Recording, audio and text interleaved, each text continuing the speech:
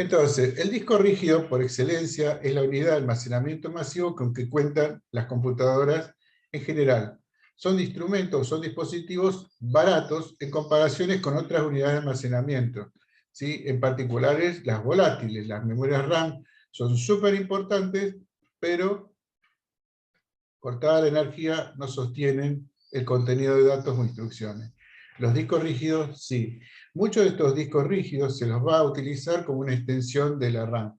Muchos de estos discos rígidos han permitido sostener un sistema operativo que permite hacer uso de una computadora presentando una interfaz amigable hacia el usuario.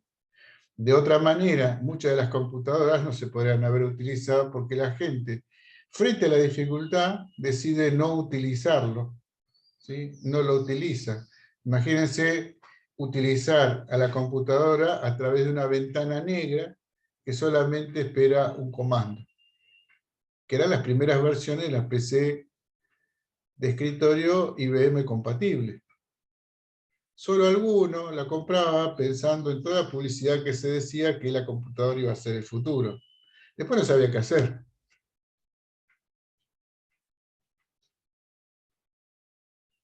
Sin embargo, la compraba. La utilizaba luego para jugar. Mucha de la tecnología del 90 se subaprovechó, se subutilizó y se adquirió porque era barata simplemente. El disco rígido se puede ver, ¿no? Este es un esquema tomado del libro, como una colección de platos que están unidos a un eje que los hace girar a una velocidad constante, una velocidad angular constante. Lo otro que encuentro es que el dispositivo electrónico, ¿no? Estos bracitos, en la punta tienen un cabezal que es capaz de, a través de la aproximación, generar, en el caso de escribir, un pequeño campo magnético variable que responde a los ceros y unos que uno quiere grabar. Y dado que el plato tiene una superficie que está cubierta por una sustancia ferromagnética, como el cabezal no deja de ser una espira de cobre, cuando quiere leer se aproxima y por el solo hecho de moverse, ¿sí? Una suerte de imanes chiquitos a lo largo de, perdón, a lo largo no, por debajo del cabezal, generan un campo magnético variable que se interpreta como ceros y unos respecto a lo que está grabado, y se lo toma porque en la espira se induce carga eléctrica por un fenómeno electromagnético. Esa carga eléctrica se amplificará, se utilizará, se codificará, se interpretará, se transferirá, irá a parar a algún lado, convirtiendo esos campitos coercitivos magnéticos del disco en ceros y unos eléctricos en el espacio de la memoria. Lo mismo, esos ceros y unos eléctricos irán a parar al disco grabados como si fueran pedacitos de imanes polarizados en un sentido o en el otro dentro de ese disco. Eso no invalida que lo que ponemos en el disco vaya en una copia espejo o vaya codificado, dado que la emulsión ferromagnética es buena, pero no es infalible para cometerse errores. Entonces, si los datos van codificados, ¿para qué? Para ver si cuando los leemos cumplen con las reglas bajo las cuales se codificó. Y si no las cumplen, quiere decir que ese dato, ¿qué tiene adentro?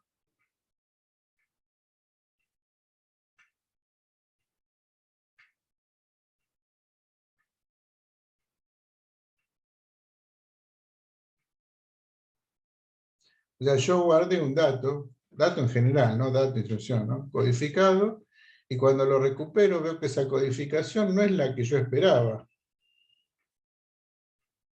Entonces digo, ¿este dato qué tiene? Están todavía por ahí, ¿no? Sí.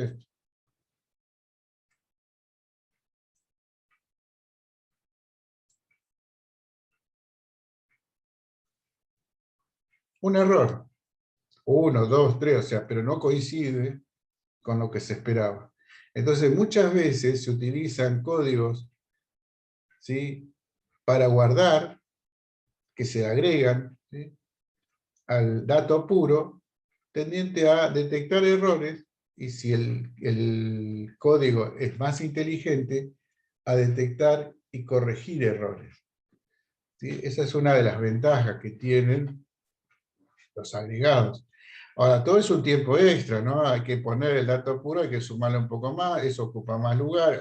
Tenemos todo una nueva generación de otros temas respecto de lo que hacíamos antes sin hacer eso. Sin embargo, no es de ahora, sino que hace mucho que se viene utilizando sistemas que incorporan redundancia a fin de corregir, perdón, a fin de detectar y corregir errores. Bien, entonces, estos discos se los puede ver como un apilamiento de platos agarrados a un mismo eje solidario y girando o rotando, sobre el cual se desplazan cabezales de lectoescritura por un fenómeno de inducción magnética. Van a tomar o van a entregar datos sobre esa superficie magnetizable. Ustedes ven que los bracitos de los distintos cabezales van solidarios a un solo elemento, van solidarios a un solo eje. Quiere decir que todos los cabezales ingresan todos juntos y salen todos juntos. No hay bracitos retráctiles individuales. O bien sale todo el conjunto, o bien entra todo el conjunto. Eso hace de que se pueda estar leyendo, ¿sí?, en distintas caras y escribiendo en distintas caras a la vez. Siempre y cuando yo pueda pedacear el dato que quiero guardar, los puedo estar enviando a distintos cabezales. Está bueno porque en realidad voy a paralelizar tanto la escritura y la lectura, ¿no? Esto, insisto, es una figura media de histórica, de manual, ¿no? Eso en la realidad va perdiendo vigencia, ¿no? La mayoría de los discos son así, con un solo plato y dos cabezas lectoras, escritora una a un lado y la otra de otro lado. También puede llegar a tener cabezales dobles, etcétera, etcétera. De todas maneras, el esquema es válido como para mostrar y definir algunos conceptos. En los primeros cajones, digamos, los primeros discos que eran como un apilamiento de platos, las superficies externas, quiere decir, el plato en el lado que daba sobre la carcasa, lo mismo el inferior como el superior, se trataba de usar cabezales, porque no se podía asegurar si en algún momento tocaba la carcasa en su movimiento. Estos cabezales que se muestran ahí, que acá es un dibujo, ¿no? Acá se ve un poquito mejor, no apoyan nunca sobre la superficie magnética. Estos cabezales están ligeramente separados de la superficie magnética y el disco en su rotación es tan veloz que genera un desplazamiento de aire. Y eso hace que el cabezal flote, no apoye. Si a esas velocidades, ¿no? Si algunos discos trabajaban a 700 RPM, revoluciones por minuto, ¿sí? Después ya vinieron los otros, los ecológicos y un montón de cosas, que hacía que trabajen a menor velocidad. ¿Sí, José? ¿Vos levantaste la mano? Pueden hablar, los micrófonos están abiertos, ¿eh? Perdón, fue por error, disculpa. Bueno, entonces, ese colchoncito de aire es muy pequeñito, pero evita que el cabezal no apoye contra un plato que está girando a muy alta velocidad. ¿Qué pasa? Si lo llegara a tocar, arruina no solo al plato, sino al cabezal, lo enrosca. Esas son fallas que se vieron, ¿no? Ahora no tanto, o sea, los discos han mejorado mucho. O la gente tampoco le da bolilla, se rompe y lo tira, ¿no? O sea, en los primeros años éramos muy curiosos respecto de todas estas tecnologías porque nunca las habíamos visto. Muchos de ustedes que han nacido con una máquina, es como todo, ¿no? Como siempre estuvo disponible, el valor es relativo, ¿no? Entonces, eso también, digamos, hace que la curiosidad se vaya muriendo. a veces se rompía y uno lo desarmaba para ver qué era, primero para ver qué era lo que tenía adentro, y segundo para ver qué es lo que había pasado, ¿no? O los intentaba hacer funcionar desarmados, yo qué sé, hacíamos varias cosas curiosas, ¿no?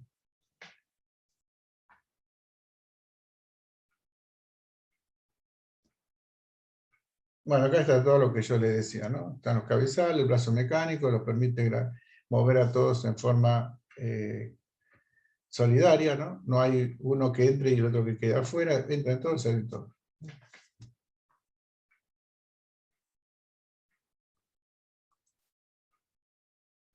Acá hace hincapié, ¿no? Donde dice que todos los discos giran a una velocidad constante. Una velocidad constante. Están girando a una velocidad angular constante. Estos discos, ahí hay un esquema un poco más claro, ¿no? O sea, tengo un bracito que lo hace bascular al otro, en forma tangencial, pero ingresa totalmente al disco y sale totalmente el disco que está girando.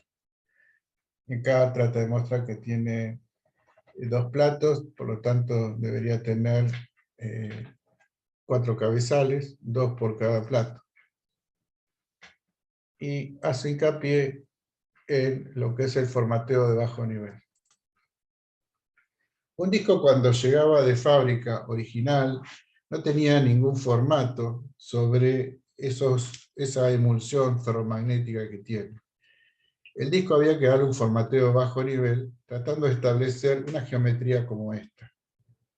¿Sí? Establecer sobre la superficie una suerte de anillos concéntricos, los cuales le vamos a llamar surcos, ¿sí? Y esos a su vez divididos en sectores. Sectores, ¿sí? Estos son los sectores. Esto se extiende hasta el centro, acá no dibujaron nada, pero esto viene hasta el centro. Y lo que queda comprendido entre dos surcos en un mismo sector se llamaba, y se llama bloque, y siempre fue de 512 bar. Este es un bloque, este es un bloque, este es un bloque, ¿sí? Y eso a veces da, digamos, para pensar si esto es así, ¿sí? Si esto es así.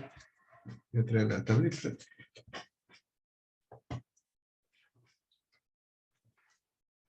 Si esto es así, en definitiva, tengo algunas zonas para protegerme, ¿no? O sea, entre sectores, como para que no haya una mala lectura, ¿no? O sea, eso se ha ido mejorando mucho porque también ¿cómo es? La inercia de los cabezales se ha disminuido, o sea, eso es debido a la calidad de los motores que se utilizan, ¿no? No porque hayan querido usar motores más, ¿cómo es?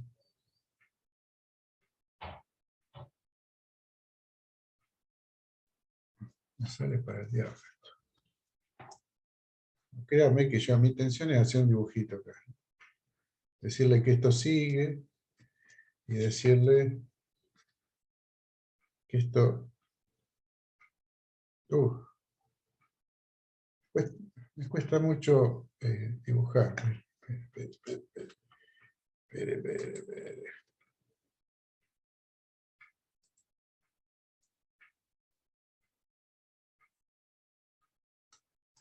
Fantástico.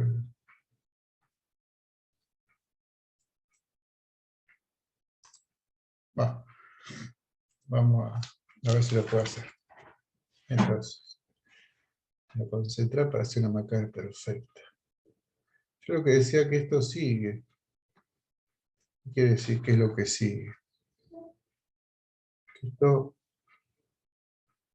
sería algo así. Listo.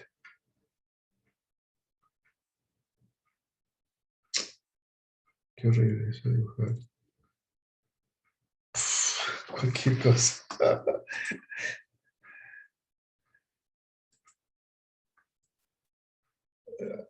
Qué frustración, ¿eh? Yo quería ser dibujante.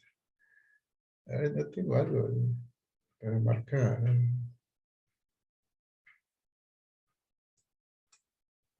Bueno, no sé realmente cómo dibujar bien en un slide, pero sería una cosa así, lo mismo para abajo, lo mismo para arriba, ¿no?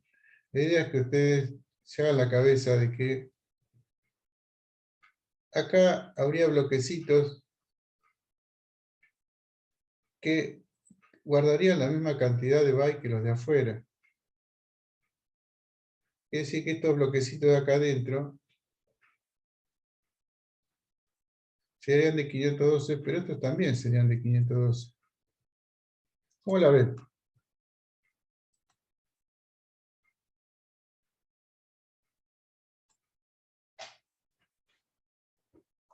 En el formateo de bajo nivel se recorría la superficie magnetizable y se la rotulaba, haciendo de que apareciera el plato dividido en surcos y en sectores, definiendo bloques.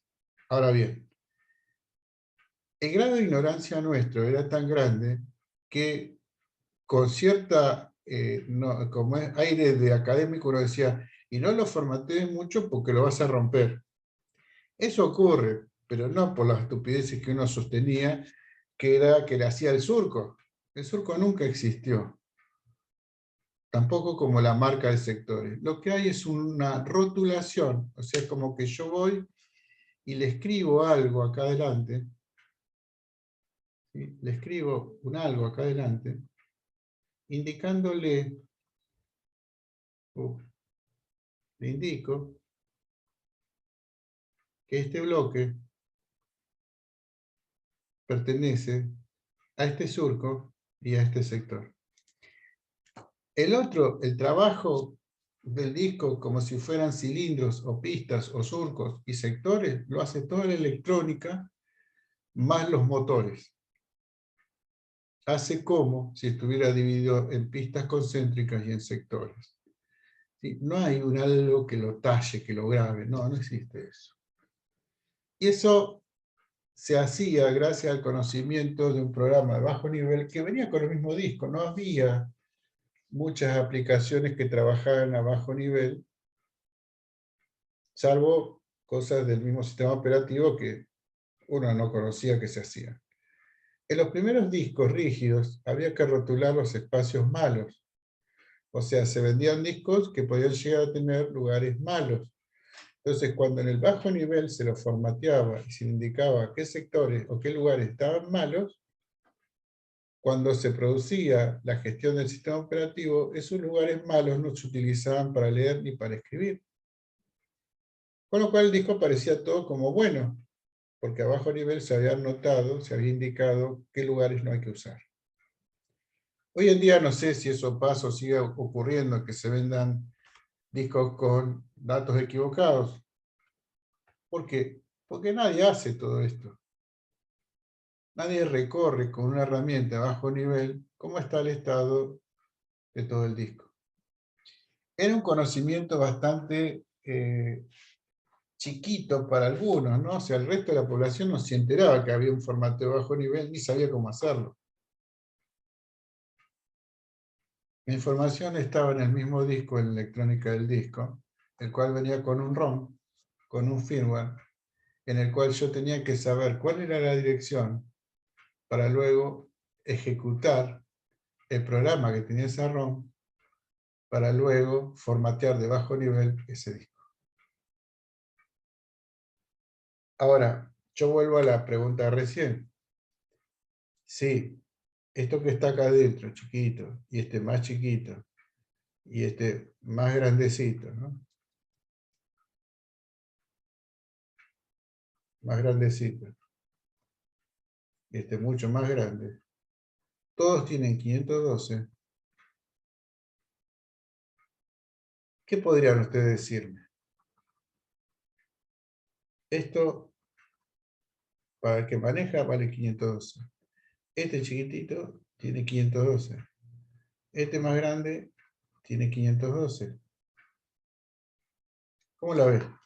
¿Qué podrían decir?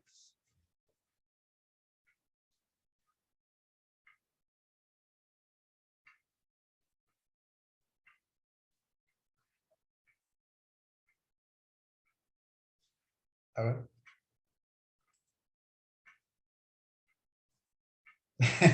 Yo también decía lo mismo, ¿no? O sea, los de adentro viven todos apretados y los de afuera viven re holgados, ¿no? O sea, como que tienen todos los datos juntos, ¿no?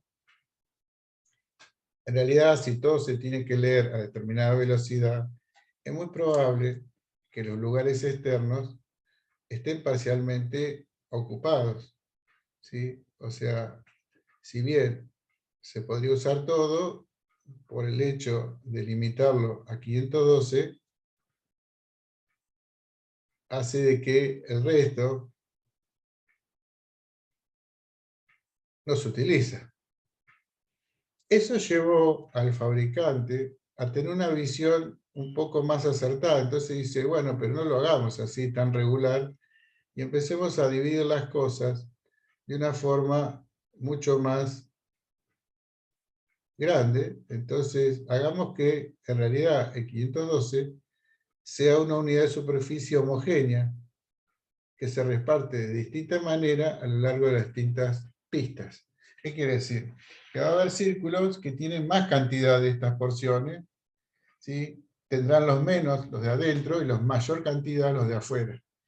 Entonces, el uso se vuelve homogéneo en cuanto a la definición de lo que es un bloque, físicamente hablando, o sea, esto es físico, y quien sabe realmente cómo dividirlo correctamente para que todos estos pedacitos sean iguales, ¿quién es?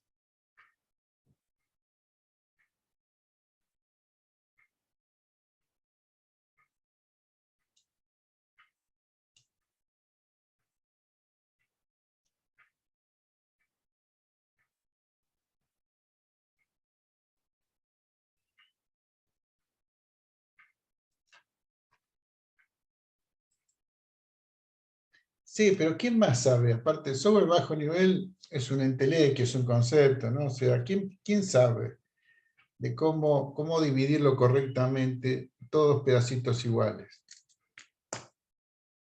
No,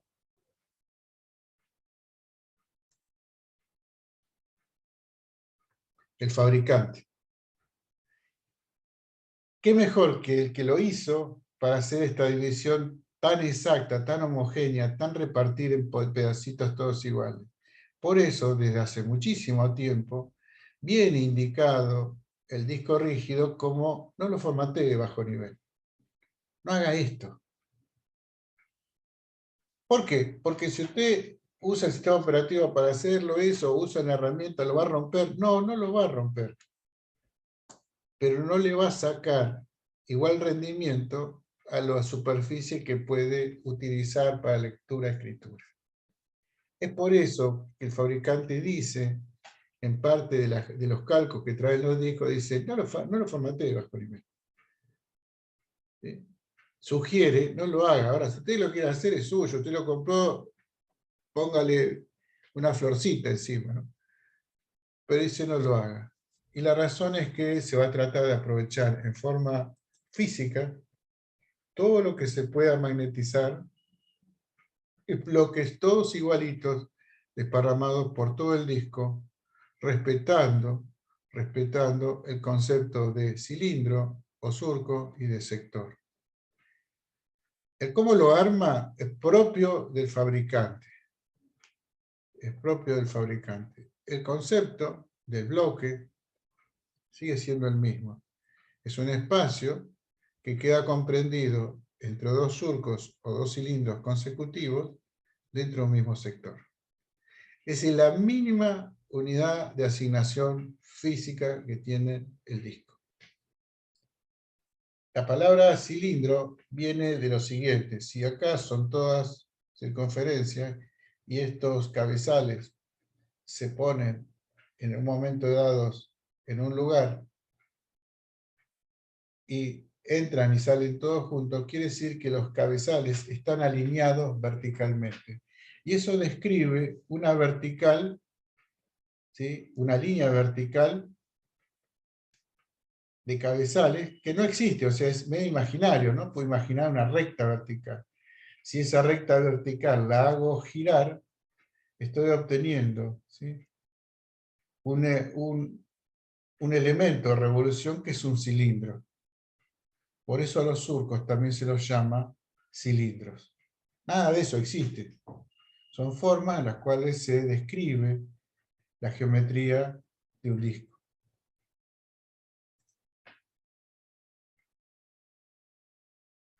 Bien. Para los controladores de discos yo voy a tener distintas acepciones, o sea, para gestionarlo puedo usar herramientas con fines, digamos, propios, aplicaciones de privado o del sistema operativo. En general la gestión la hace el sistema operativo, quien formatea de alto nivel a este disco. ¿Y qué va a hacer el formateo de alto nivel? Y va a decir, mira, todo este pedacito de acá va a ser el área de boteo, y todo lo otro que le sigue va a ser el sistema de archivo, luego va a ser el directorio raíz, y por último, todos los datos. ¿Sí? O sea, básicamente vamos a tener un algo, digamos, que le diga, bueno, de tal a tal cilindro, puteo. De tal a tal cilindro, sistema de archivo. El sistema de archivo es un sistema perteneciente al sistema operativo que se encarga de gestionar todos los datos que entran y salen del disco rígido. A continuación, directorio, raíz. ¿Y luego qué? Y luego datos. Luego datos. ¿De quién? De todo lo que haya como datos. Esto, formato. La mierda. Se subleva el PowerPoint. Formato.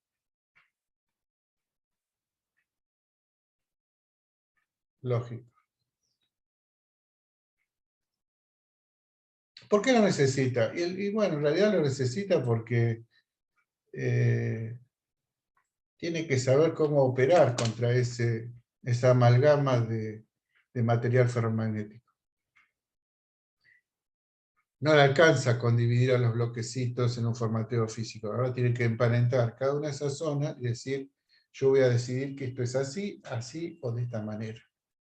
¿Quién? El sistema operativo. ¿Todos formatean los discos de la misma manera? No, todos los sistemas operativos tienen su forma de administrar los discos. Son parecidos. Tienen un área de boteo, tienen un área que describe al disco, ¿sí? Tienen un sistema de archivos, tienen un directorio principal y tienen todo lo que sobra, que son los datos. Todos los discos, a su vez, tienen alguna normativa de comunicación o interfaz de acople, ¿sí?, respecto de lo que tienen predefinidos, ¿no? Muchos de los discos, llamados IDE, por esa electrónica que tenía asociada, ¿no? Esta es una electrónica de discos integrada que viene pegada acá abajo. A todos le decían IDE, incluido el... A ver, acá no se ve. Incluido esto, que aparece como conector, ¿no? Esta parte también dice, bueno, el IDE, no, pero el IDE era el del disco. El del disco. Esta interfaz es una interfaz de comunicación de tipo paralelata. Es lo que aparece acá. Que fue reemplazada por el serialata, en el cual ya la persona ya tiene un poco más de idea, ¿no? El cable finito, pocos piolines, etcétera, etcétera. Entonces ya tiene una idea. Ya no llama IDE. El IDE hoy, casi todas las cosas de informática parece que se llaman IDE. El IDE mucho más se reserva a los entornos de desarrollo, digamos, de software, ¿no? O sea, está como una interfaz integrada, ¿no? Donde podemos editar, compilar, link editar y ejecutar una aplicación. Entonces, ¿qué más voy a tener? Bueno, después puedo tener algunos arreglos con los discos tendiente a mejorar la calidad o la confianza en la recuperación de datos o en el grabado de datos.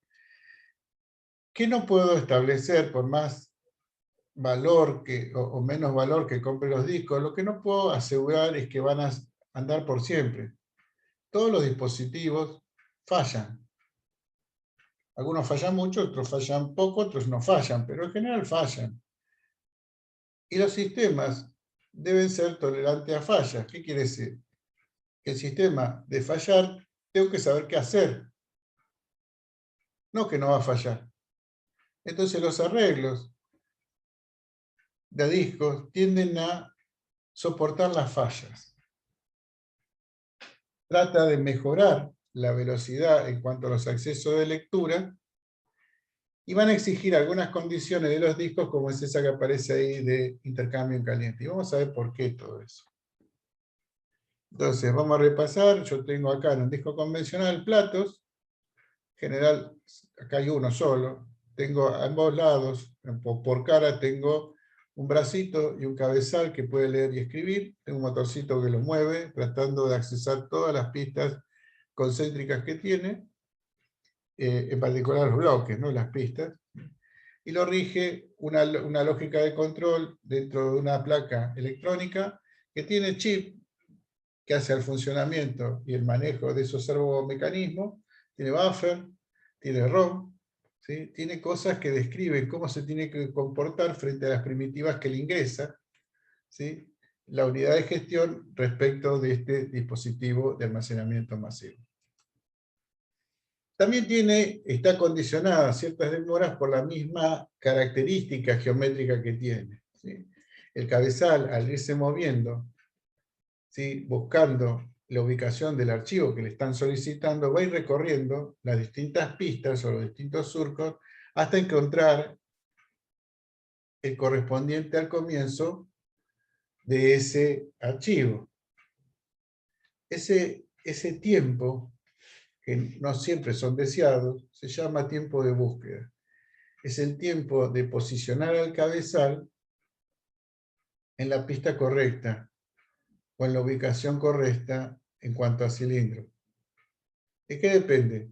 Bueno, de la precisión que tiene el cabezal para moverse y luego de la ubicación anterior dentro de ese disco. Ese tiempo en general es extenso en comparación con el resto. ¿Qué tiempo más tengo involucrado? Cuando yo llegue a la pista en cuestión que tiene que ver con el archivo que estoy buscando, no puedo asegurar que por debajo del cabezal esté pasando justo el bloquecito que corresponde al comienzo.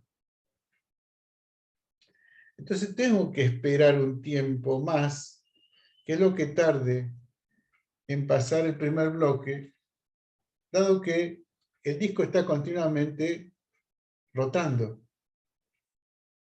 Eso se llama tiempo de latencia o latencia rotacional. Es chiquito porque la velocidad de rotación es muy grande. Por lo tanto, yo puedo tener un estimador, que es el tiempo de acceso, para ver el comportamiento de un disco, como la suma del tiempo de búsqueda más el tiempo de latencia, ¿sí? El tiempo de esperar de que el bloquecito pase por debajo para ser leído.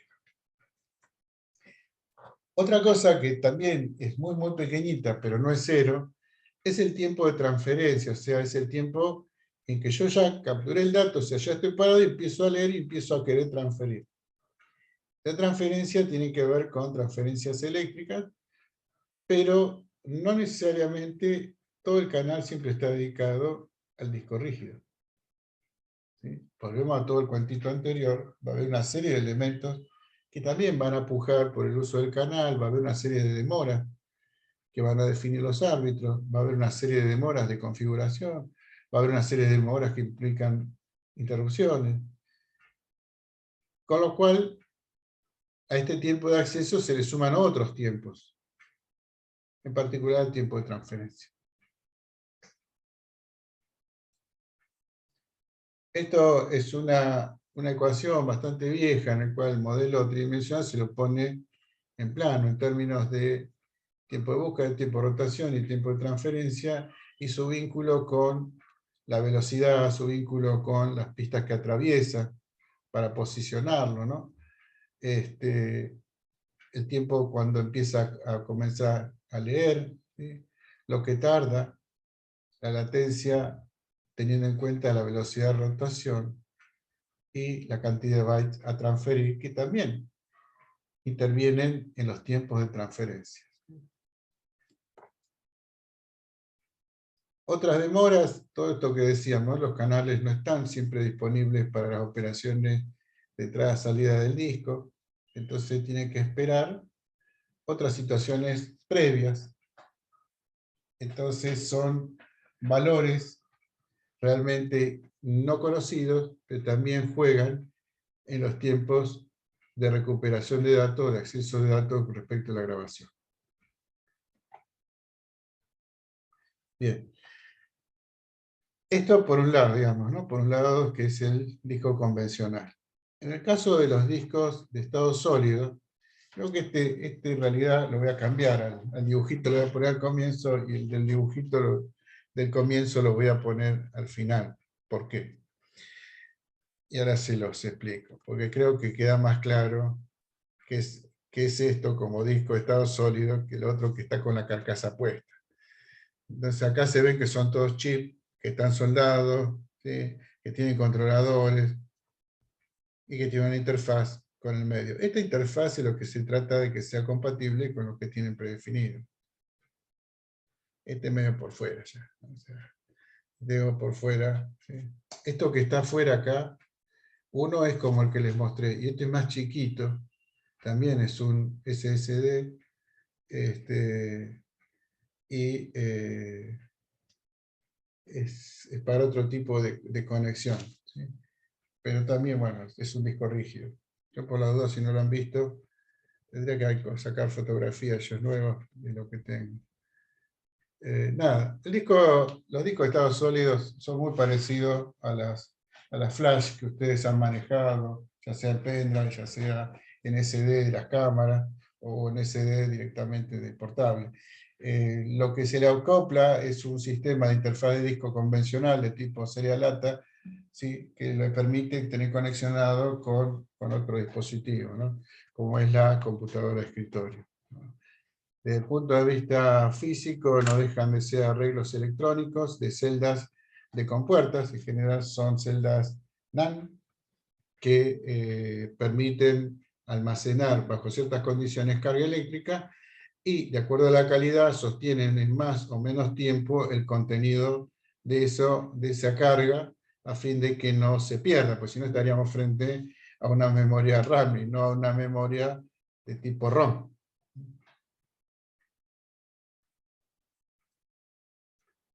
Entonces acá lo que hace este texto, que es más de divulgación que otra cosa, es que la calidad de la NAND hace la diferencia entre una flash, digamos, de un pendrive y de una unidad de estado sólido.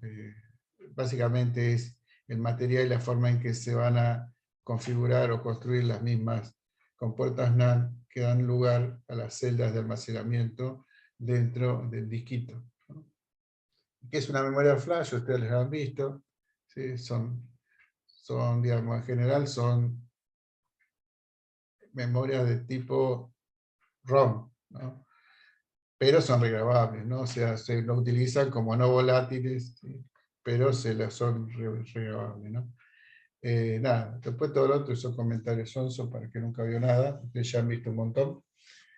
Y lo que sí es cierto, ¿no? Que todas estas memorias tienen un tiempo de vida útil, y eso está medido en la cantidad de escrituras que se puede llegar a hacer sobre este dispositivo. No sé, yo siempre me acuerdo de los proyectores, ¿no? Los proyectores, que llamamos cañones, tienen 5.000 horas de vuelo, la lamparita, que es lo más caro. Y uno puede decir, bueno, pero es caro, es barato. Realmente, esto también. Pero tiene, de acuerdo al tipo de celda y cómo se haga, tiene más o menos durabilidad. En general, las NAND son las que se utilizan mayormente, que las NOR, por un montón de condiciones, ¿no? O sea, porque son en particular más duraderas. Si yo tengo que comprar dos cosas y una sé que va a durar más, compro esa, ¿sí? Después vemos si es menos cara, o si son más densas. O sea, eso yo quiero que me dure, ¿sí? Nada.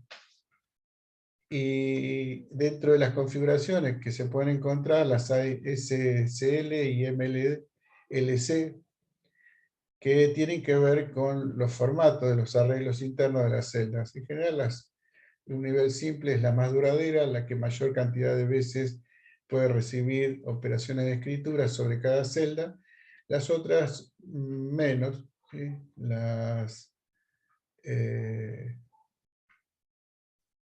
¿Cómo es? Admite 1000 escrituras con respecto de la anterior. Yo ya le decía a los chicos lo siguiente, ¿no? O sea, uno puede ver estos valores como muy grandes o muy chiquitos, depende cómo se sitúe frente al evento, ¿no? Entonces uno dice, bueno, pero ¿es mucho 1000 escrituras? ¿50.000? ¿Es poco? Entonces yo le decía, ¿cuántas veces ustedes en su máquina instalan nuevamente el sistema operativo? Es una pregunta. Y si quiere, póngale un tiempo, por año.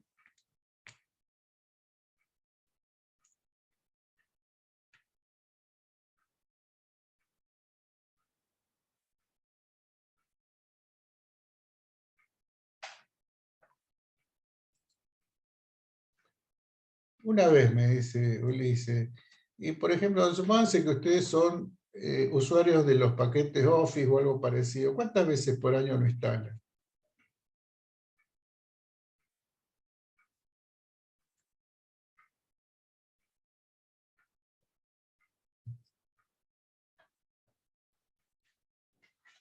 Entonces, ¿cuántas veces, Nahuel me dice cada vez que formatee, cuántas veces por año formateas tu máquina?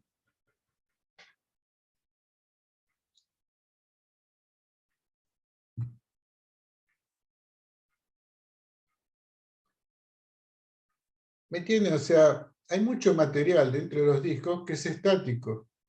No hay reescritura. No es algo común. Por ejemplo, yo les decía a los chicos de ayer que en general, por ejemplo, la gente más joven, antes de empezar a estudiar en la universidad, probablemente el comportamiento en su máquina era más dinámico, en el sentido copiar, grabar, borrar, formatear, como decía Nahuel, reinstalar el sistema operativo, pongo esto, pongo lo otro, porque el gran uso de la máquina, ¿no? Antes de ponerse a estudiar, antes de ponerse a trabajar con la máquina, ¿cuál es?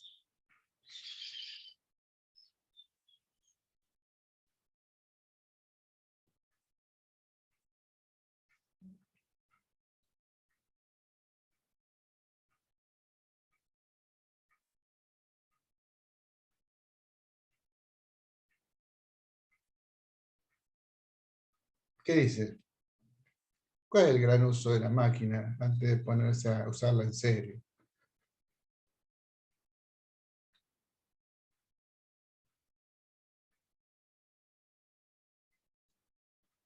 Yo tenía pensando que el único juego soy yo, ¿no? O sea, navegar en internet, jugar, o sea, y en eso, por curiosidad, por lo que sea, yo descargo, pongo, saco, se embicha la máquina, se limpia, se rompe, se tiene que volver a formatear, etcétera, etcétera. O sea, ahora, en la medida que yo voy usando mi máquina para hacer tareas que tienen cierto tiempo de entrega o cierta obligación, esos riesgos los voy aumentando o los voy disminuyendo.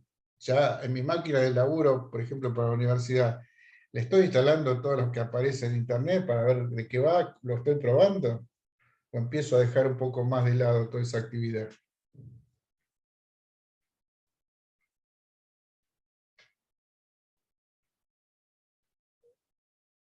Y se trata de cuidar. Imagínense que tienen que presentar un práctico y ustedes están bien juguetones de la noche bajando ese jueguito y bajan un bicho que es grandote como la pantalla y nunca más arrancó la máquina. Y nada, ¿no? O sea, eso es lo que enfrenta la mayoría de las empresas que utilizan los sistemas informáticos.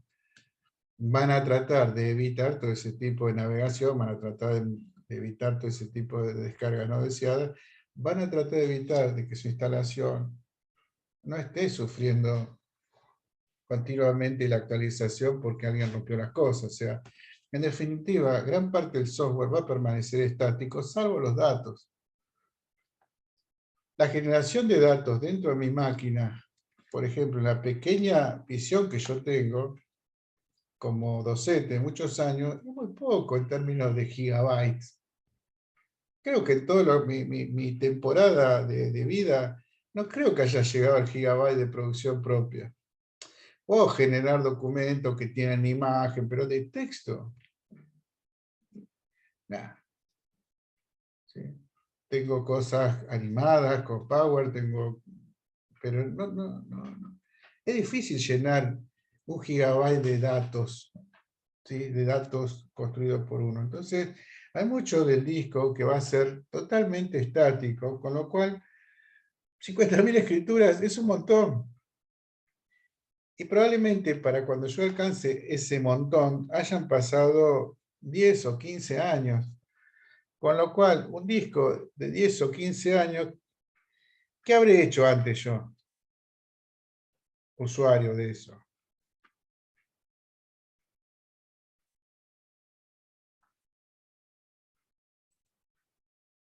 Lo cambié, seguramente lo cambié, funciona correcto, pero lo cambié porque quiero uno más grande, porque, no sé, apareció otra tecnología, porque por lo que sea, ya lo he cambiado en tanto tiempo. Y en el caso de las empresas, la obsolescencia se mide, se amortiza, o sea, se autopaga, y se da de baja por un tema de riesgo. Entonces también los equipos se van a cambiar luego de 3 o 4 años de uso, cuando se repagan a sí mismos, si los compraron. Y si los alquiló, cada tantos años se vuelve a hacer una nueva, digamos, una nueva adquisición a nivel alquiler. Entonces, hablar de 50.000 es un número interesante, es realmente un número interesante que hace que el disco de estado sólido sirva.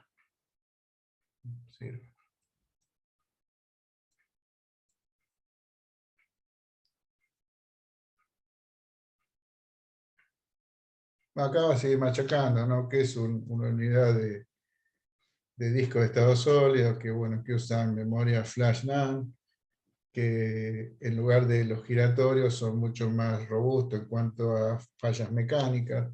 ¿Sí? Nada. Y lo otro, digamos, que tiene que ver sí, con el uso del SSD o el disco de estado sólido para grabar y para mantener los espacios libres dentro de ese disco, ¿no? Nada. ¿Qué ventaja tiene más allá de la electrónica? Obviamente no tener parte mecánica, más allá de que si se golpea no pasa nada, son los accesos sobre el dato se van a nivel electrónico. No hay un tiempo de búsqueda como se daba, digamos, donde el cabezal va buscando la pistita en cuestión, no hay rotación, o sea, eso hace fantástico los tiempos de acceso, ¿sí? Y si usa una electrónica medianamente cuidada, en el sentido de que de microamper va a haber bajo consumo, ¿sí? Van a ser chiquitos, nada, comparado con el disco que tiene un consumo bastante importante para hacerlo rotar. Pueden ser las primeras PC de escritorio, los discos rígidos se instalaban cerca de la fuente de energía para que no hubiera, digamos, una caída de tensión porque tener un cable largo. Eran muy gordos en el consumo de energía eléctrica, ¿no? Estos son más bien despreciables la cantidad de energía eléctrica que consumen.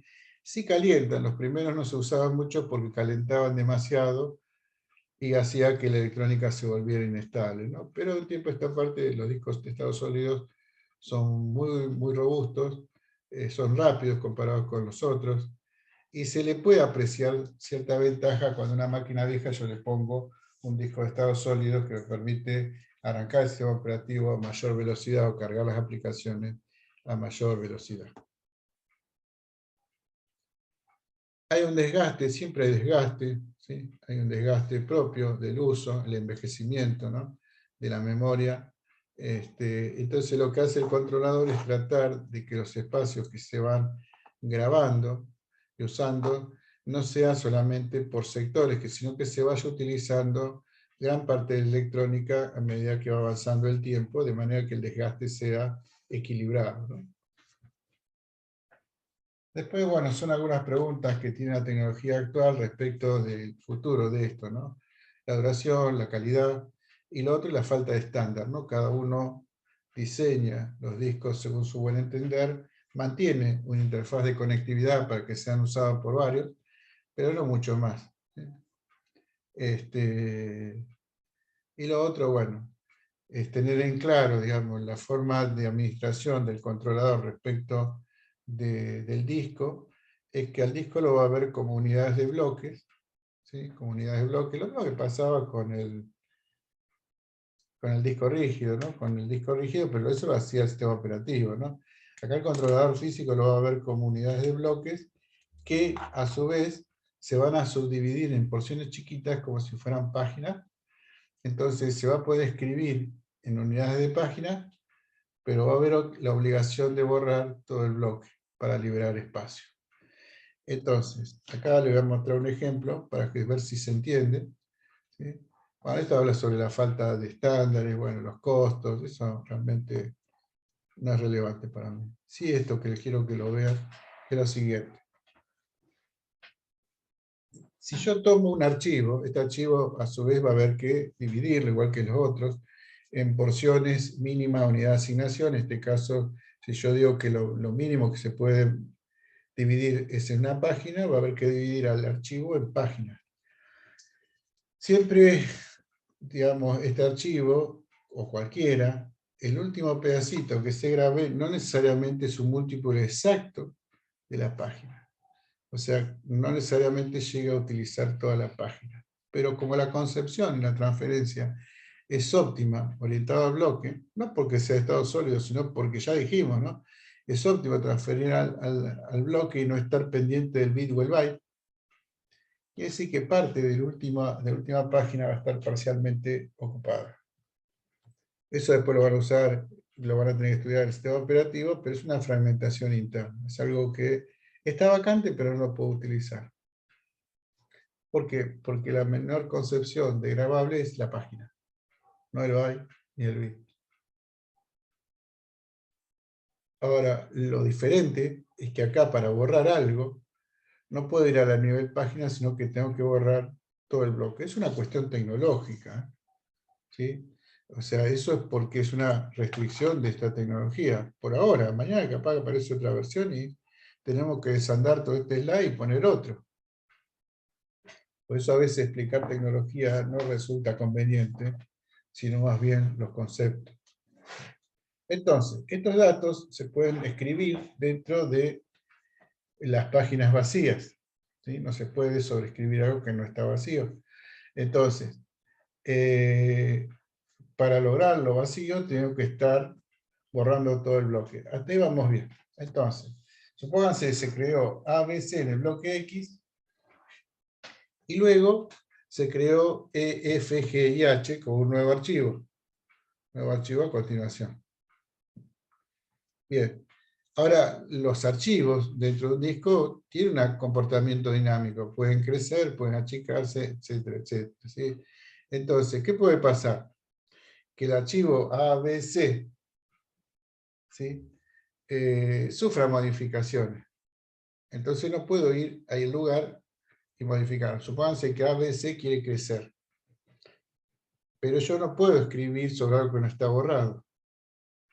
Entonces tengo que escribirlo a continuación de E, F, G y H, que es lo que aparece como prima. ¿Sí? Ahora me aparece una prima, B prima, C prima, D prima. Y contiene los mismos datos, algunos modificados. No puedo dejar A, B, C, D, que eran los originales, como algo útil. Entonces los tengo que marcar, ¿sí? Los tengo que marcar como algo que se puede borrar.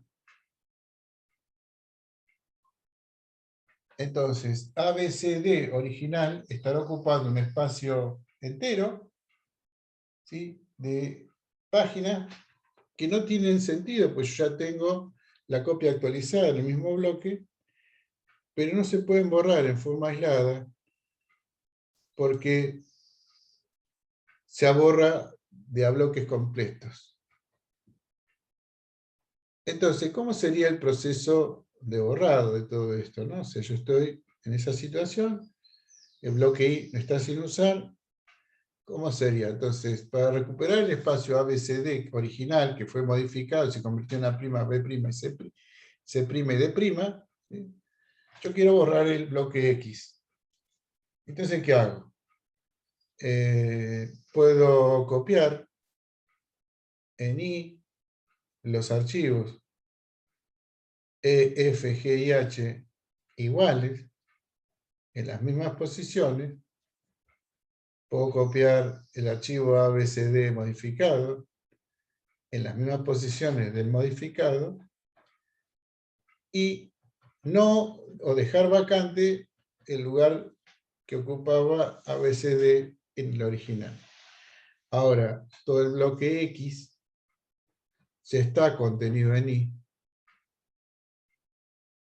Puedo marcarlo como borrable y acto seguido la controladora lo borrará cuando esté en condiciones de borrar. Hay un modo en el cual, ¿sí?, el disco se le indica al sistema, que es el trim. El trim informa, ¿sí?, de los bloques y páginas que pueden ser borrados a la unidad controladora SD. Si trim no está o no se dispusiera de esta ventaja, ¿sí?, para el sistema no podría ver qué cosas están en condiciones de ser borradas. Y entonces,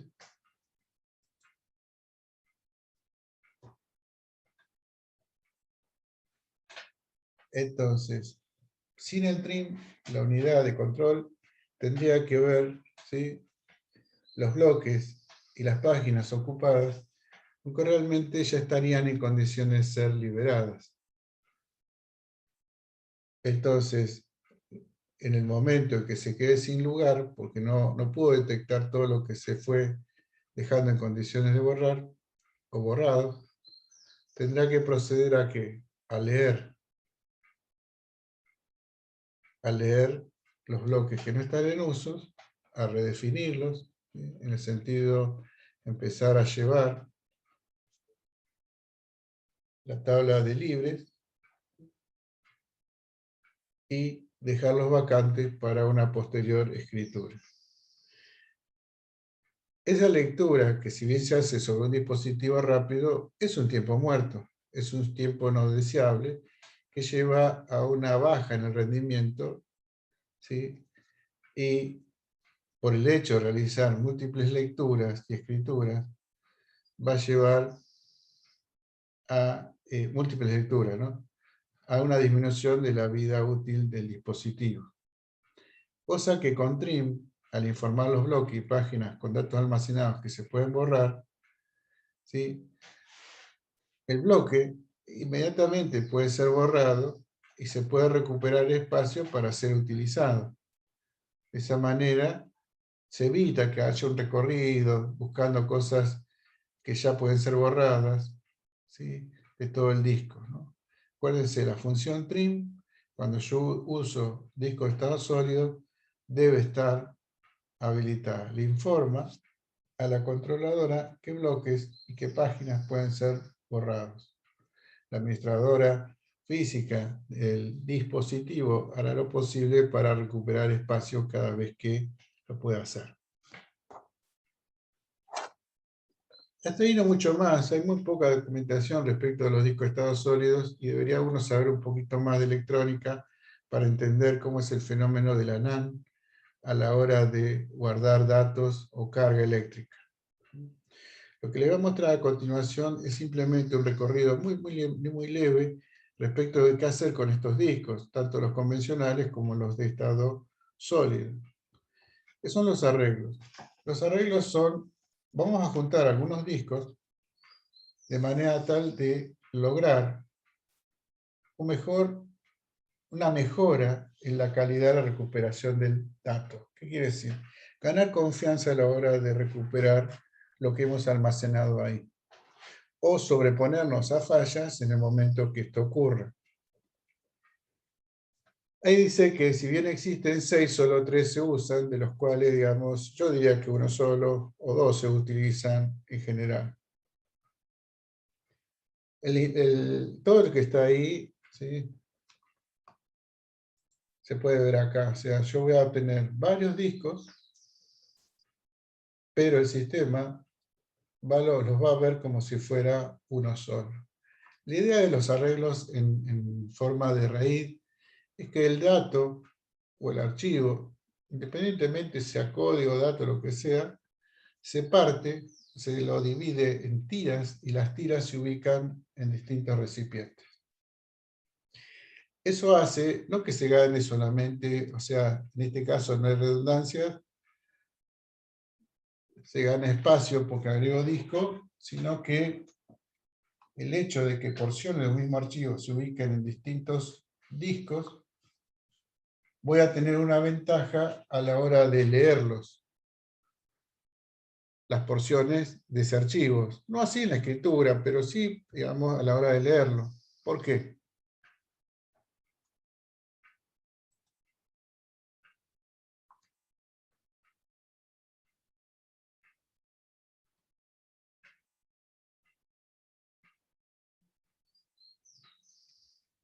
Yo agarro un archivo, lo parto en pedacitos y lo pongo en distintos discos. Y yo digo que la ventaja está en la lectura. ¿Por qué?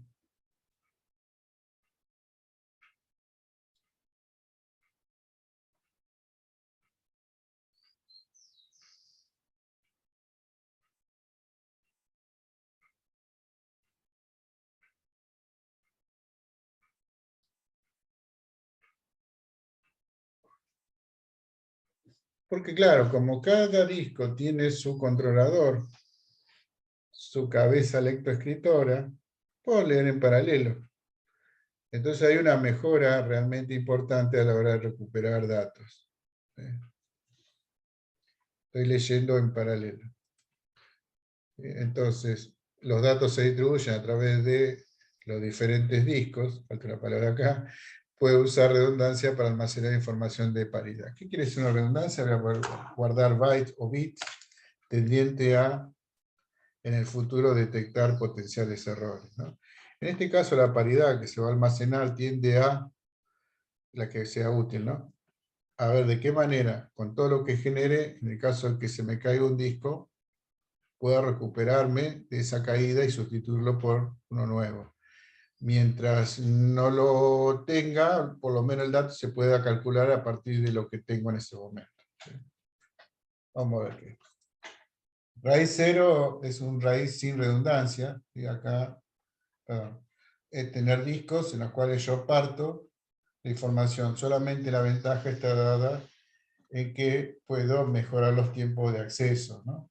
La forma de dosificar esas tiras a lo largo de los discos se llama round robin, como si fuera una calecita, ¿no? A este, al primero, a este, al primero nuevamente, ¿no? Entonces se lo va a ubicar en todos los discos, ¿no? En distintos discos se puede buscar y leer en paralelo, con lo cual la velocidad mejora, y bueno, nada, eso ya lo vi. Entonces, a la distinta porción, al primero. A eso me refería, como si fuera un round robin. Los discos espejados pueden ser que usen raíz, digamos, en el sentido de dividir en tiras, o puede que se copie totalmente, ¿no? Es común, digamos, en nuestro país hacerlos espejados. Si lo puede hacer por hardware, siempre es ventajoso que hacerlo por software. Por ejemplo, tener dos discos de 100 peras espejados, no es que tengo un disco de 200, tengo un disco de 100. El espejado es una copia idéntica al original. ¿De dónde se lee? De ambos, ¿sí? O del que queda más próximo, o el que más rápido, yo qué sé, y se escriben los dos. Entonces, esto es una copia exacta de este. Se me cae uno, lo cambio, y después lo empiezo a copiar de lo que me quedó.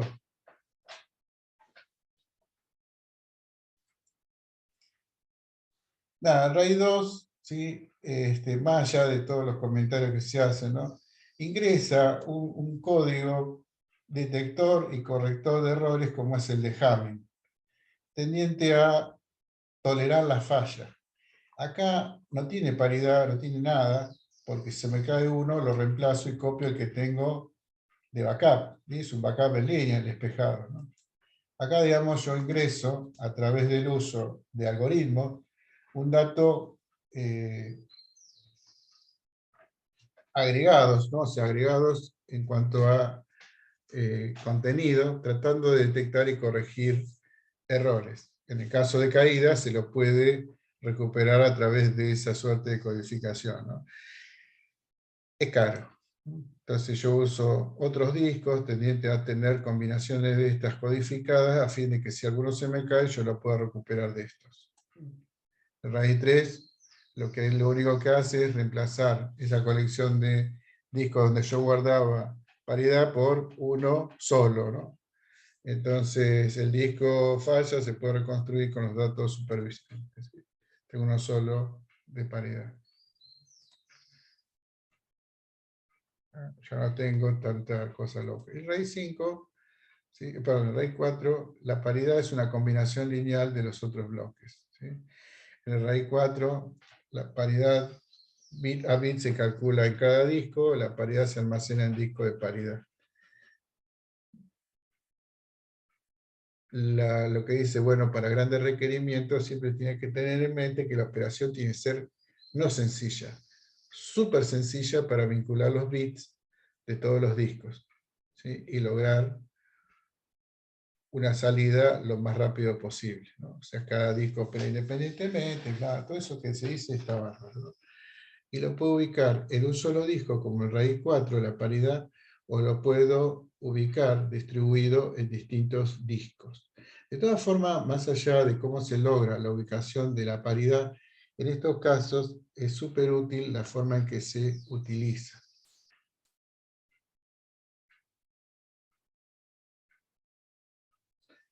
Uno, cuando ve estos arreglos, digamos, ¿de qué época creen que es el uso del RAID 5?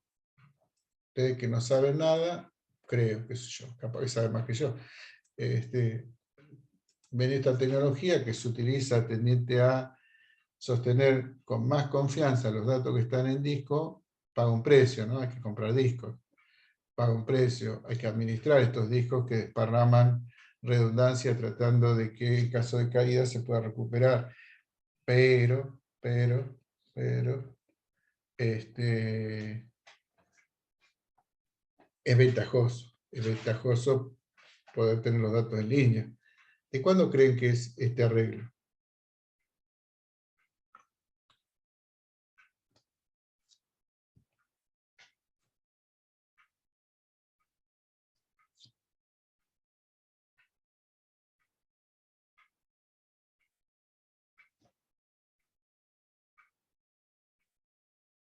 ...2005 me dice, ¿no? O sea, y vos, Ulises, ¿de qué año sos? ¿Qué modelo sos? 2002. Un chiquitín. Un chiquitín de 19 años. Qué bueno, ¿no? Qué lindo. Ser hijo full time, qué bueno. No sé cómo es tu caso, ¿no? Pero yo a esa edad estaba chocho a mi vida. ¿Qué más dice el resto?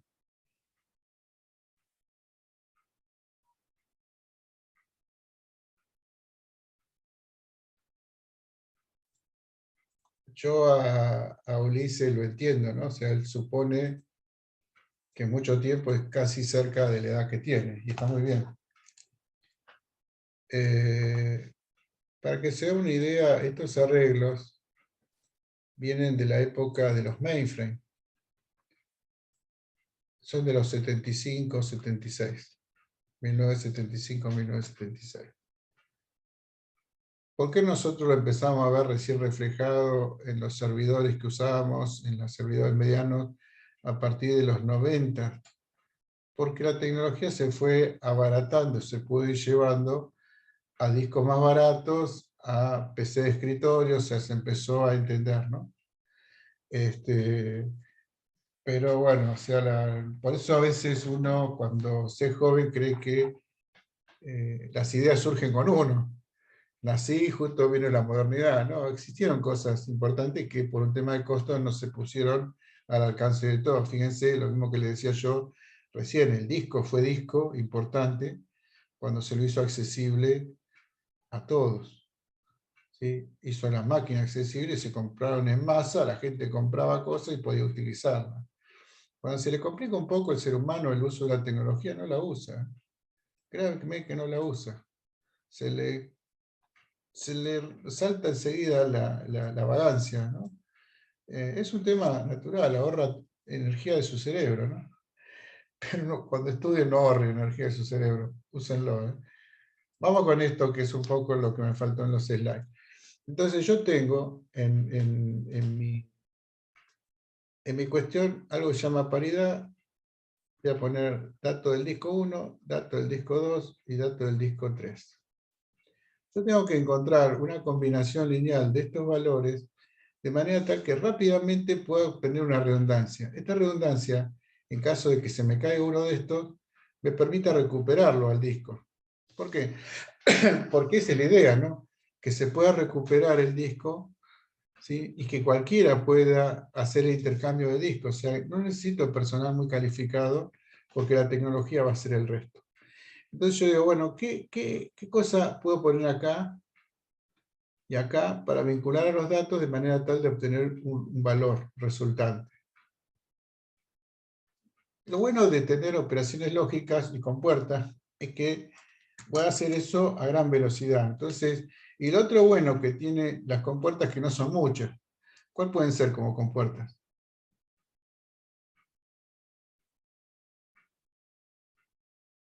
El AND, el OR, el XOR. ¿Cuál pongo acá? No sé. Entonces yo digo, bueno, pongámosle el AND. Y yo tengo que hacer valer a todos a la hora de definir este valor de manera tal de que lo pueda recuperar. Entonces yo digo, bueno, ¿qué pasa si este es 0, este es 1 y este es 1? ¿Cuánto me da?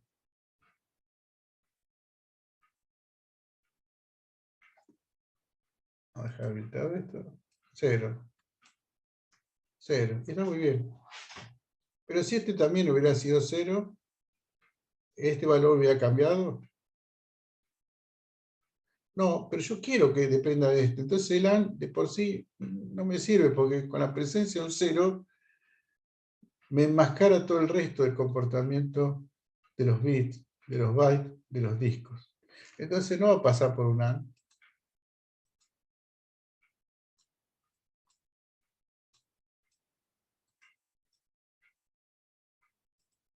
Y va a probar con un OR. Le pongo el mismo ejemplo. 0, 1, 1. Resultado, 1. Pero si este hubiera sido un 1, ¿hubiera cambiado el valor?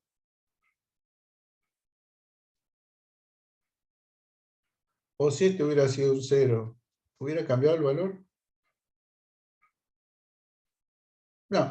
Entonces vemos que el 1 también es absorbente. O sea, cada vez que aparece un 1 en un OR, me lo plancha todo. O sea, no me está respetando que tenga en cuenta todas las combinaciones de los otros discos. ¿Sí?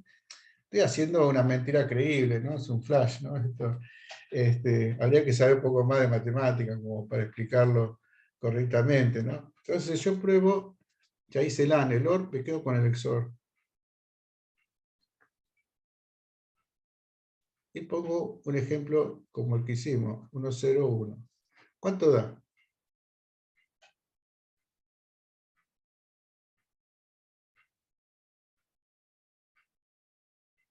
¿Qué resultado me da? 1 XOR 2, perdón, 1 XOR 0 me da 1. 1 XOR 1 me da...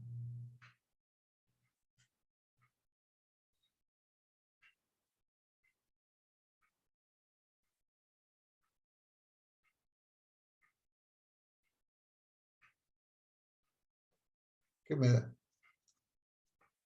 Ah, muchachos. Si no quieren escribir, hablen, ¿eh?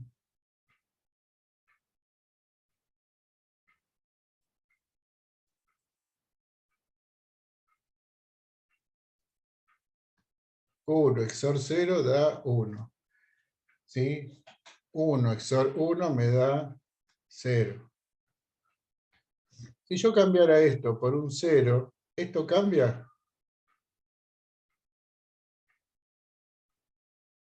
1 XOR 0, 1. 1 XOR 0, 1. Sí, cambia. O sea, veo que es sensible a cada uno de los cambios. Si este hubiera sido un 1, 1 XOR 1 da 0, 0 XOR 0 da 0. O sea, quiere decir que tiene en cuenta el resto. ¿Sí? Entonces, mi relación lineal entre los elementos que forman parte de los discos a la hora de obtener esto que se llama paridad es el XOR. Es rápido, ¿sí? Es efectivo y tiene en cuenta todas las combinaciones que pueden tener los ceros y unos de los distintos discos. Ahora, ¿qué pasa si se me rompe un disco? Entonces yo digo, bueno, el disco 2 se me rompió. Si el disco 2 se me rompió, ¿qué tendría que hacer? No se maten, ¿eh? No, no, no, no. Listo. Hago una rifa para comprar un disco, después, bueno, cuando consigo el disco, hago otra rifa para conseguir un tipo que sepa. ¿Sí? Una vez que tengo al tipo que sepa, le digo, mirá, se rompió. ¿Qué hago si se rompe un disco?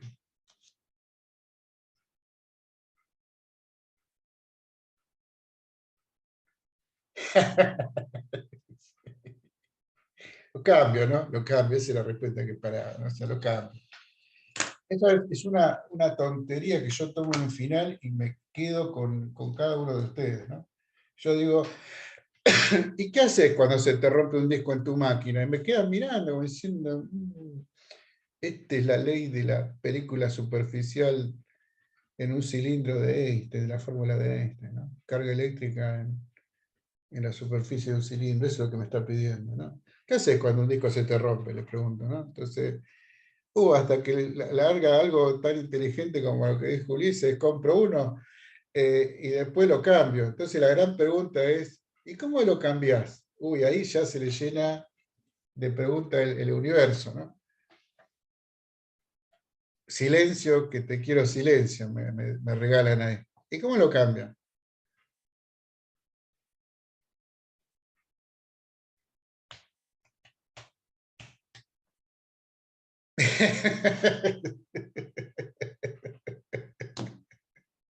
Chao, dejen de estudiar, dedíquense a otra cosa.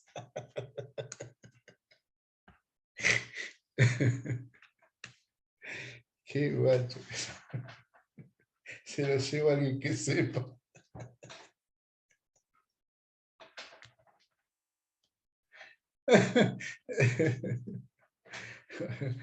Sí, aunque sea intentaría mirar un tutorial, pero en general mi pregunta no va mucho más allá de eso, de que en general con mi máquina lo que hago es apagarla. Es lo primero que tengo en claro para hacer apago, saco los tornillos, trato de ver dónde está el disco y se lo saco, yo qué sé. Si yo tuviera este disco en un equipo servidor de aplicación, o sea, un servidor es un equipo que está atendiendo a muchos usuarios, que no necesariamente son locales, que hacen uso de una o varias aplicaciones. El disco, ¿lo puedo cambiar como lo hago en mi casa? No, porque yo tendría que decirle, miren, miren que voy a cortar la luz, miren que voy a dar debajo del sistema, miren que se me rompió un disco. No, totalmente no, porque los servidores son para uso continuo. Entonces, y solo entonces, queda claro de que este disco tiene que, de alguna forma, simularse, porque su contenido sí es útil a todo el sistema, mientras no está. Y cuando pongo, el disco nuevo que va a reemplazar al que está roto, va a estar vacío. Quiere decir que mientras no se llene el disco, todo lo que existía antes se va a tener que calcular. Todo lo que tenía antes se va a tener que calcular a partir de estas relaciones. ¿Por qué? Porque no puedo detener la máquina, porque no, bueno, etcétera, etcétera. Entonces, ¿cómo calculo a partir de esto? Yo digo, tengo que dejar D2 en función del resto. ¿Sí? Yo quiero dejar D2 en función del resto. Entonces, si yo hago una operación de este lado, de la igualdad, tengo que hacer la misma del otro lado. Entonces digo, bueno, vamos a tratar de eliminar D3. A D3, ¿contra qué XOR le hago para que se haga 0?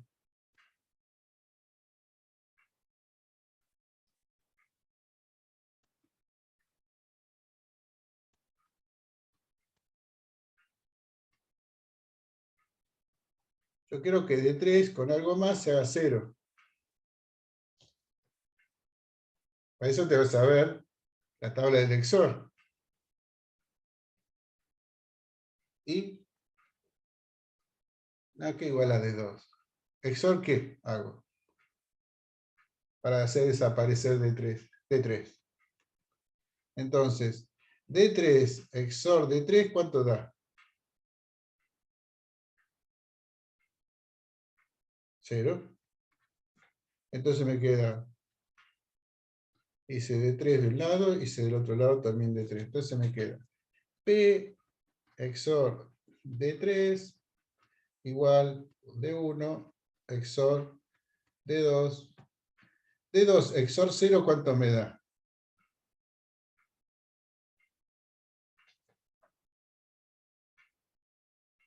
D2 XOR 0 es igual a D2. Entonces no pongo nada. ¿Cómo hago para eliminar D1? P XOR D3 igual XOR D1 XOR D2. ¿Y a D1 contra qué lo exoreo para hacerlo desaparecer? Contra D1, contra D1. ¿Sí? Esto me da 0, y me queda que 0 XOR D2 es D2. Entonces D2 es igual a P XOR D3 XOR D1.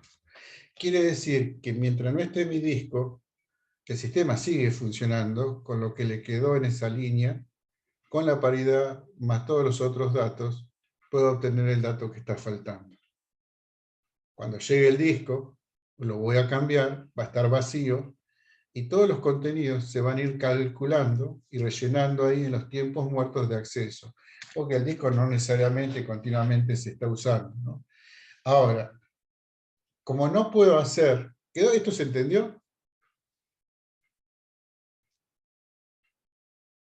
¿Sí? Bueno, como no puedo hacer el apagado, los discos tienen que reunir algunas otras características extras. ¿Sí? Mis discos tienen que ser de algunas condiciones extras para que funcione todo esto virtuoso. O sea, yo tengo todas las combinaciones, tengo todas las paridades acá, más los valores, y puedo calcular el de que se me rompió. ¿Sí? Cuando se accede calculo, cuando se reemplaza va rellenando, todo a cargo de la controladora del disco en cuestión. Entonces, de todo esto, digamos, lo que hay que entender es que los discos tienen un comportamiento parecido a esto, tiene una manijita, se los puede sacar en caliente, pues se llama disco de tecnología hot swap, se resiste el choque eléctrico, ¿sí? Se banca ese choque eléctrico para poner o para sacarlo, no se rompen, ¿sí? Tienen un cartridge que les permite ir guiados para ser enchufados correctamente, y tiene un ajuste para que no se salgan tampoco. A pesar de todos estos arreglos, los discos tienen esa exigencia de hot swap a la hora de funcionar, ¿no? Es un poco lo que quería mostrar con todo esto. Después, bueno, hay una serie de cuestiones que tienen que ver, pobre, excelente, regular, eso depende para cada trabajo, ¿no? La mayoría de las veces se utiliza discos que tienen la capacidad de hacer, perdón, discos no, arreglos que son de tipo 1 más 0, ¿sí? Discos de tipo 1 más 0, que son los espejados más raíz, que en general le dicen RAID 10, pero no existe el RAID 10, es 1 más 0. O RAID 5 directamente en los servidores informáticos. Cuando yo le hablo así de estos servidores, estamos hablando de equipos de este tipo, ¿no? Esto es un blade, los blades son, cada uno de estas ranuras tiene una computadora y sus discos pueden ser de estos tipos, hot swap. Esto es un cajón que se pone, tiene dos manijas, la blanca se confunde, el de la izquierda, y se ponen en distintos bastidores formando lo que es o un gran servidor o una granja de servidores, etcétera, etcétera, ¿no? La posibilidad que tienen los blades es que se intercambian en caliente, son equipos en tándem, puestos en paralelo, se le pega el tirón, se lo saca, se pone, o sea, son elementos con muchas redundancias. ¿Por qué? Porque la idea es de tener suministro continuo de sistema informático, de sistema de computación. Estos equipos, su blade van a variar de acuerdo a los contenidos, velocidades, capacidades, etcétera, etcétera, ¿no? Son monstruos estos, ¿no? Internamente pueden tener 2 procesadores de este estilo, tienen muchos bancos de memoria, si tengo plata, ¿no? Si no tienen pocos bancos de memoria. Bueno, estos son puestos en el contenido de uno de esas bandejitas, ¿no? Son grandes estos, no es que son chiquitos, son bastante grandes. Bueno, como les decía, tienen banco de memoria, tienen varios procesadores, tienen interfaz de red de tipo gigabits, que son de muy alta velocidad, de manera tal que se pueden conectar con nosotros a muy alta velocidad también. Tienen acá todo un sistema como no son manijas, sino son como unas trabas que una vez que se abren, descargan y me permiten sacar el disco rígido. Acá directamente el blade es este chiquito, me permite sacar toda la CPU. Tiene iluminación como para decir está funcionando o no está funcionando, o sea, esto es un poco lo que yo más de una vez dije. ¿Cuánto tarda en entrenar a una persona para decir si algo no funciona, se pone en rojo, y si no está ok, está verde y está bárbaro? Un rato, le digo, si es rojo, pega el golpe, sacar y poner uno nuevo. El resto lo hace el resto del sistema, ¿no? Acá tengo los arreglos de discos, y acá adentro tengo la CPU. ¿Sí? No todos son homogéneos, no son todos los mismos, sino son diferentes bits. Esta es la parte de atrás, tengo un puerto de video, tengo un serial port, hoy es un USB, ya no está más este RC232. Estas son fuentes de alimentación redundantes, son chiquitas, finitas. Se le pega un golpe ahí en la palanquita naranja y se lo saca. Son 2 a 2, es muy raro tener 1 y 3 redundancias, sino 1 y su redundancia, por ahora si falla. Acá están los puertos de gigabits. Este es un backplane puro y pasivo, en el cual yo puedo encastrar muchos de estos blades. Eso puede estar dentro de un gabinete pelado como este. ¿Sí? Entonces lo voy poniendo como si fueran distintos slots, las distintas bahías, cada uno de los blades o de las distintas computadoras. Cada una de estas es una computadora en sí. Fíjense, no sé si qué tan grande sea la pantalla de ustedes, pero acá donde se mueve el mouse, tengo la guía para que ingrese la tarjeta sin desviarse y pueda hacer un mal contacto, ¿no? Entra justo, se encaja al final y le va agregando mayor capacidad de procesamiento, ¿no? Acá arriba hay ventiladores, bueno, tienen todo un diseño como para que esto no se queme. Otra vez, bueno, me preguntó los chicos, pero ¿por qué si están tan cerca no tienden a generar calor? No, está muy bien ventilado, está muy bien pensado en realidad, cada una de estas soluciones. Estos son algunos enchufes, ¿no? O sea, de cómo van por detrás. Estos discos que se hacen en arreglos, ¿no? Conecto los SATA a un controlador que los trabaja en forma de RAID.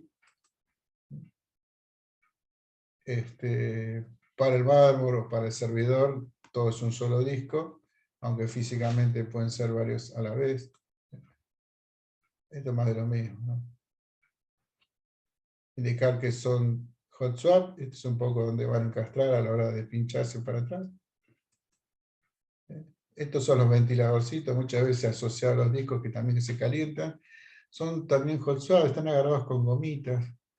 No es que hay un bulón, no le pega el manotón a la gomita, lo saca y se lo saca directamente al fan, que se banca también el shock eléctrico, y lo pone y sigue funcionando. Se paró uno, se pone el otro.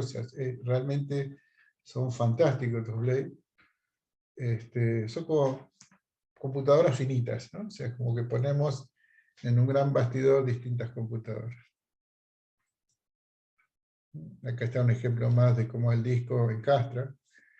El cartridge solito, el handler, ¿no? La palanquita que lo destraba y a su vez pega el tirón y lo saca.